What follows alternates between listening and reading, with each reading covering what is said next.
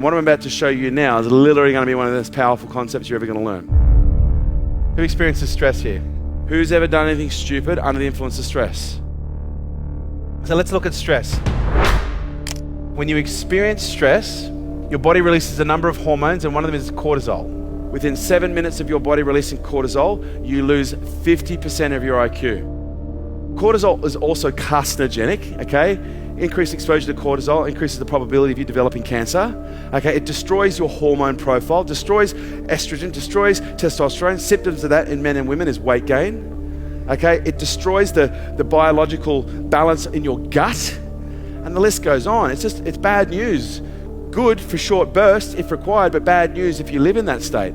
So when we live in a state of stress, we're actually inhibiting our body's ability to rebuild and regenerate itself, remove toxins, rehydrate, repair, and as a result, the organs going from being in a state of ease, and then they convert to being in a state of what?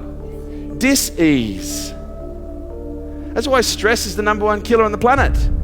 Responsible for, they now say, 80% of most diseases are caused as a result of stress. So when it comes to conditioning ourselves to stress, what do you think is step 1? In order to condition yourself, you have to expose yourself to whatever you're trying to condition yourself to. It's called exposure therapy. What? That sounds nuts. It's not nuts. It's by design. You don't not have stress by avoiding it. In most cases, by avoiding stress, you produce more of it. And so what we do is we don't avoid stress, we actually seek it out, but we do it in a conscious and healthy way. So we expose ourselves to the stress, and then we become aware of when we are stressed. Most people don't know when they're stressed. They live in such a constant state of stress that they actually don't know that they are what they feel like when they're not stressed. See, most people are so stressed that when they feel relaxed, they go, something's wrong. I need to do something. I'm not used to not doing anything. And do you know why people do that? Because cortisol is just as addictive as a drug. It's addictive. Stress is addictive. And so that's why some people will seek it out, but not in a healthy way. So you've got to be aware of when you actually are in stress. Once you're aware of when you're in stress, where you breathe.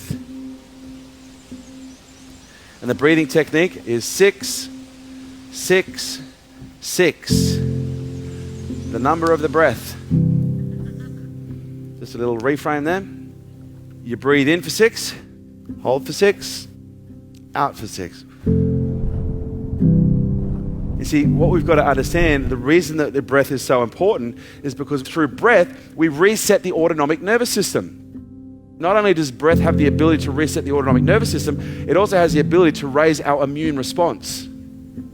So by learning how to breathe, not only are we able to reset our autonomic nervous system and de-stress quickly, it also boosts our white blood cell count and our ability to fight bacteria and viruses and disease.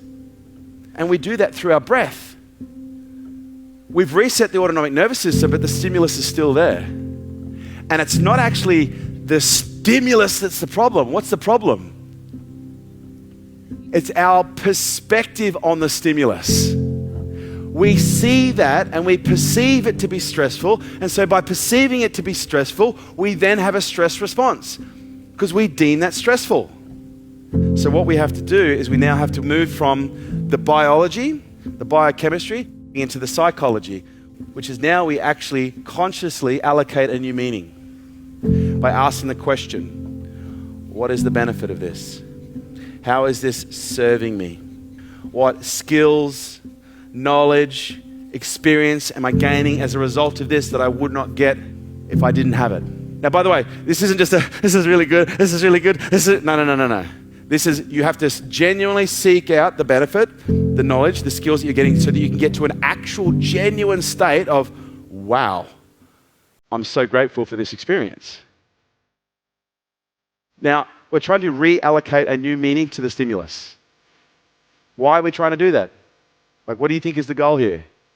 The goal is actually to put your psychology into a state of gratitude.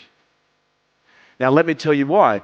Based on the biological profile of someone who's in a state of gratitude, is they have elevated levels of DHEA. DHEA, it's a neuroprotectant, increases the immune system, helps the metabolism speed up, puts on lean muscle mass, helps you burn calories, okay, makes your bones stronger. And when DHEA elevates, cortisol naturally starts to decrease.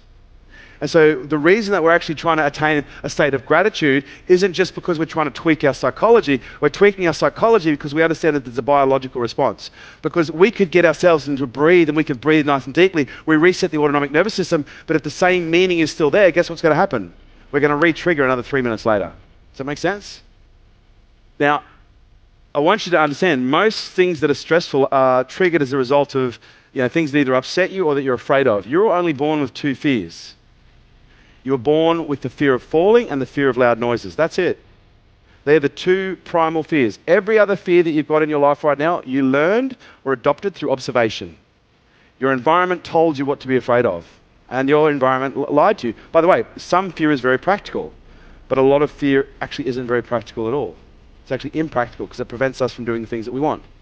My goal here with what I'm trying to teach is I'm trying to make you mentally resilient. These are the foundations of grit.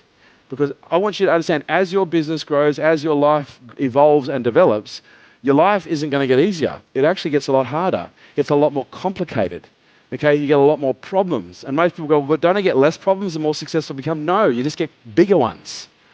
Bigger problems. Trust me, when you start running $100 million, $500 million, billion-dollar companies, these dudes have hectic lives. But they have, over a period of time, they've conditioned themselves to a point where they're almost unflappable in most situations. Does this make sense? And that's my goal for you. My goal for you is to be able to put yourself in any situation, being able to see more of everything, be conscious of more information so that you can make better quality decisions in the moments that matter. And then you become unstoppable.